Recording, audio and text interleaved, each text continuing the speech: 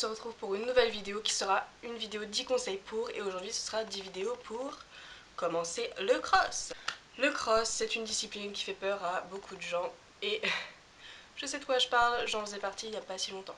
Donc dans cette vidéo, je ne vais pas vous parler des compétitions pour la simple et bonne raison que je n'en fais pas moi-même, donc je ne me permettrai jamais de vous faire une vidéo sur un sujet que je ne maîtrise pas ou des expériences que je n'ai pas vécues. Voilà, ça c'est fait, ça c'est dit, on commence tout de suite. Conseil numéro 1. Ne pas y aller si on se sent forcé, si c'est vous qui l'avez choisi, si vous êtes sûr de vouloir y aller, que vous dites ça y est, c'est bon, j'ai envie de commencer le cross, voilà, que vous y croyez, que vous avez envie d'y aller, mais n'y allez surtout pas pour faire plaisir à votre moniteur qui vous dit ouais tu veux pas venir faire du cross et tout ça, on a des stages organisés, nanana. Si vous ne vous sentez pas prêt ou pas prête, n'y allez pas, surtout pas.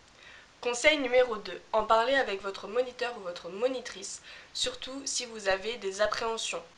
Il faut que vous lui demandiez ce qu'il pense de votre niveau. Est-ce que vous avez un niveau suffisant pour partir en cross?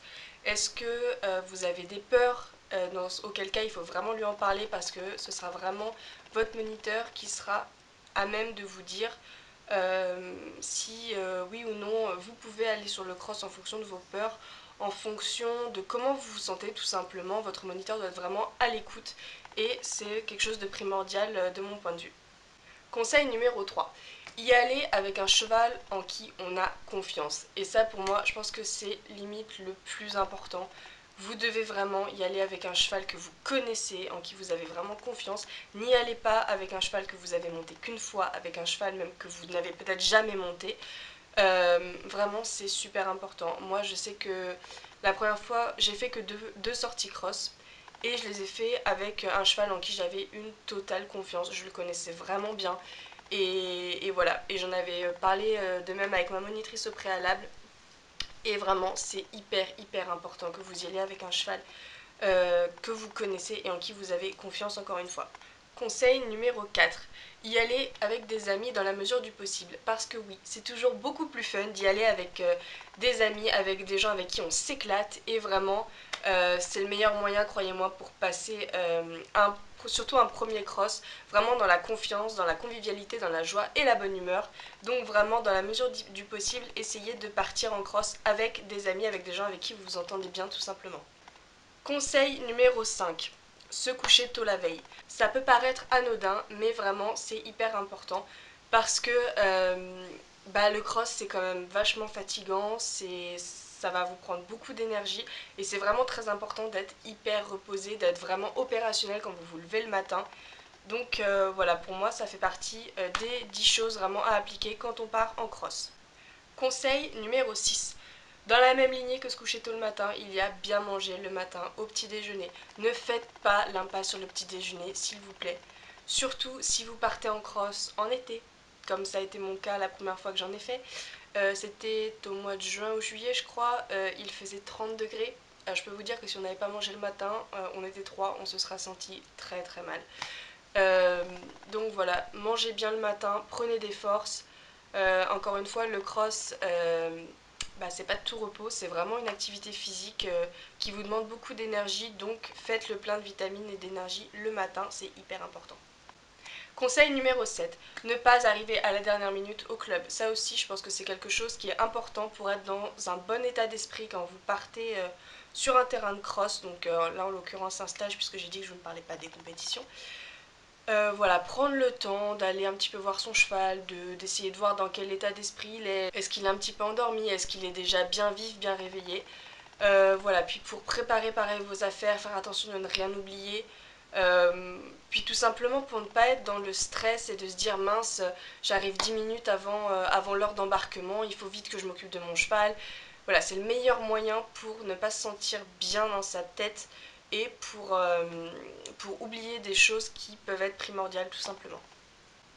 Le conseil numéro 8 portera sur le matériel nécessaire pour le cheval. Donc il n'y a pas énormément de choses à penser si c'est voilà, une sortie cross comme ça de temps en temps. Mais il y a une chose qui est vraiment primordiale, ce sont les guêtres fermées. Et encore mieux si vous en avez des guêtres de cross. C'est vraiment hyper important, je pense que vous le savez. Autant à l'obstacle on peut avoir des guêtres ouvertes où les chevaux je dirais sentent quand ils font une barre, autant en cross c'est vraiment très important d'avoir des guêtres fermées, c'est pour la sécurité du cheval tout simplement et pour éviter les accidents et les grosses blessures. Si vous avez des cloches adaptées à la taille du cheval que vous montez ce jour-là, c'est encore mieux parce que ce sera une protection supplémentaire et ça évitera encore une fois qu'il ne se blesse. Conseil numéro 9, à ne pas oublier non plus, mais cette fois pour le cavalier, le gilet de crosse. C'est vraiment... Je vais pas arrêter de me répéter dans cette vidéo. C'est vraiment très important, vraiment. Si vous tombez sur un obstacle, il va tomber avec vous. Si vous tombez sur un obstacle en crosse, un tronc par exemple, c'est certainement pas le tronc qui va se fendre, c'est votre dos, votre colonne, voilà, c'est votre corps qui va prendre cher. Donc n'oubliez surtout pas le gilet de crosse, de toute façon votre moniteur, je pense, j'espère, ne vous laissera jamais partir en crosse sans gilet de protection. Un autre conseil que je pourrais vous donner concernant le matériel du cavalier, ce serait de penser à prendre une bouteille d'eau, vraiment parce que qu'on soit en été ou en hiver, ben voilà, c'est physique, donc à un moment ou à un autre on aura soif. Et encore une fois, nous on a bien été contents d'avoir pensé à prendre une bouteille d'eau quand on est parti en cross en juin-juillet. C'était vraiment, comme je vous ai dit, il faisait 30 degrés, c'était vraiment la fournaise.